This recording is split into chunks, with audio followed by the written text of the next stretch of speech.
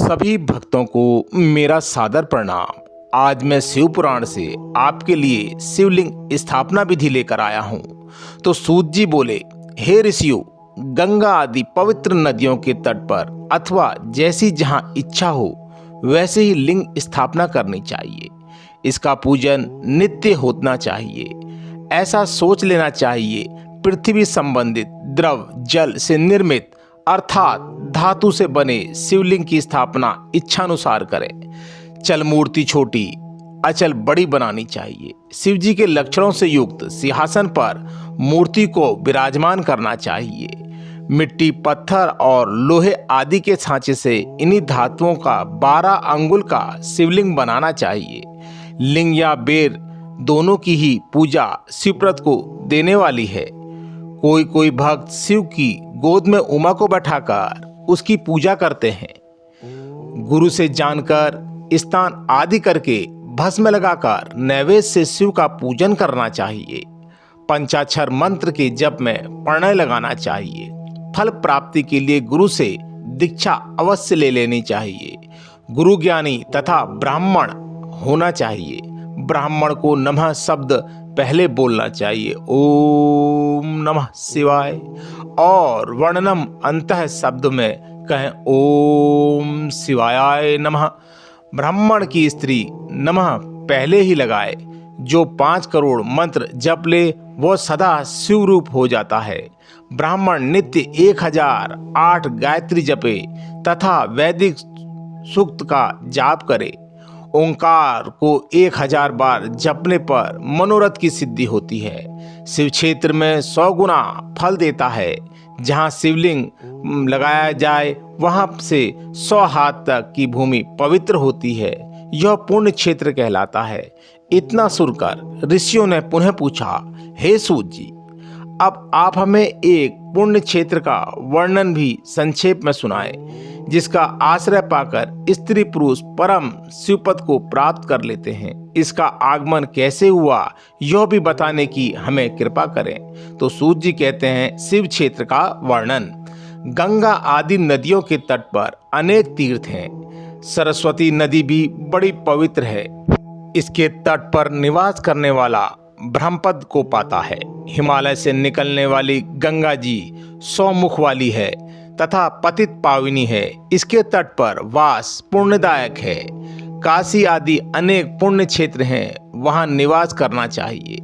सोनभद्र के तट पर स्नान व्रत आदि करने पर गणेश पार्वती को पाता है। 24 मुख वाली नर्मदा के तट पर वास करने वाला वैष्णव पद प्राप्त कर लेता है। तमसा, रेवा, गोदावरी के तट पर वास करने वाला ब्रह्मा हत्या आदि से छुटकारा पा लेता है। इसके अलावा कृष्णा, बेरी, विष्णुलोक दायिनी तथा दुंग भद्रा ब्रह्मलोक दायिनी है। ये ब्रह्मलोक से गिरे हुए लोगों को अपने तट पर जन्म देती है। सरस्वती, पंपा, कन्या, श्वेता, कावेरी आदि भी सभी पुण्य प्रदान करने वाली हैं। ये भी क्षेत्र शिवलोक देने वाले तथा अमिष्ट फल देने वाली हैं। इसमें स्नान, ध्यान, जप तप करने से महान पुण्य की प्राप्ति होती है। सदाचार विवेचन। ऋषि बोले, हे सूत जी, अब हमें स्वर्ग और नरक को भेजने वाले धर्म अधर्म का विवेचन करके सुनाइए। साथ ही उस सदाचार को भी कहिए जिससे धर्म अधर्म को जीता जा सकता है। सूत जी बोले, हे ऋषियों, सभी वर्गों के लोगों को चाहिए कि वे सूर्योदय से पूर्व उठकर अपने इष्ट देव का ध्यान करें।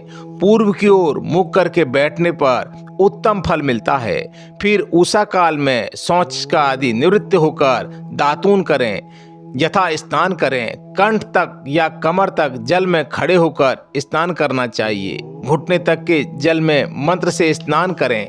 फिर तीर्थ जल से वहां के तथा अपने इष्ट देवों को संतुष्ट करें।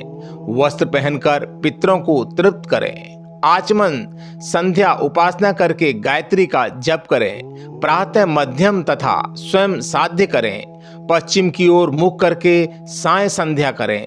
उंगलियों के छिद्रों से सूर्य को अस्त होता हुआ देखें। प्रतीक्षा कर शुद्ध आचमन करें।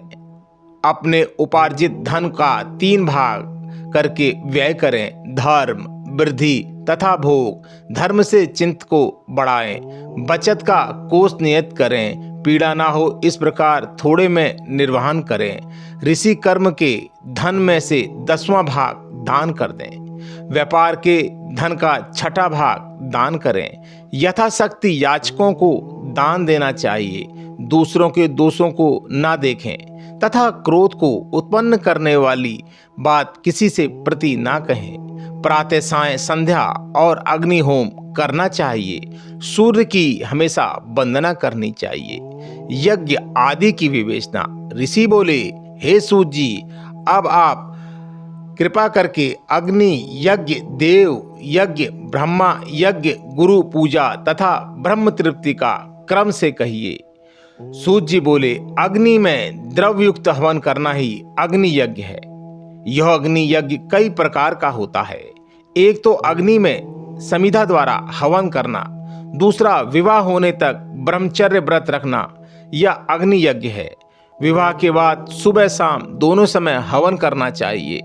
वनवासी यति लोग अपनी आत्मा में ही अग्नि आरोपण करके प्रातः सायं सूक्ष्म भोजन के द्वारा ही अग्नि यज्ञ कर लेते हैं। विवाह के समय ही अग्नि को सुरक्षित रखना चाहिए। ब्राह्मण देव तृप्ति के लिए एक बार ही अग्नि में यज्ञ करें, फिर शेष समय में वेद का अध्ययन करें। प्रारंभ में महादेव जी ने रविवार को बनाया और पुनः सप्ताह के 6 दिनों को बनाया। उनकी पूजा तथा फल भी नियत कर किया।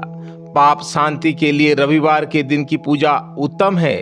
लक्ष्मी प्राप्ति के लिए सोमवार, रोग शांति के लिए मंगलवार की पूजा करें तथा इस दिन काली आदि का भजन पूजन करें। बुधवार को विष्णु का पूजन करें। गुरुवार को आयु वृद्धि के लिए पूजन करें। शुक्रवार को भोगों का इच्छुक व्रत पूजा करें। शनिवार को इंद्रिय विजय होकर स्त्री प्राप्ति के लिए पूजन करें।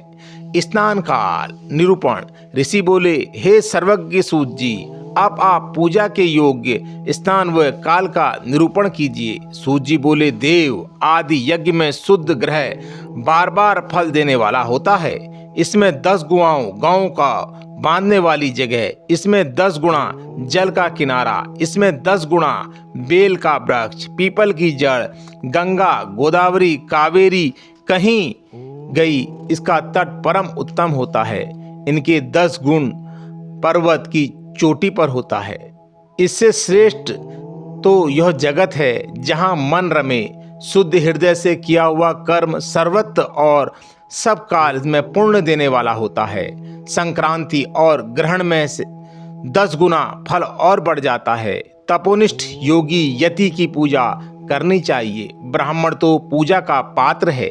यदि वेद पाठी गायत्री जपने वाला मिले तो उसे दान देने पर वैकुंठ की प्राप्ति होती है।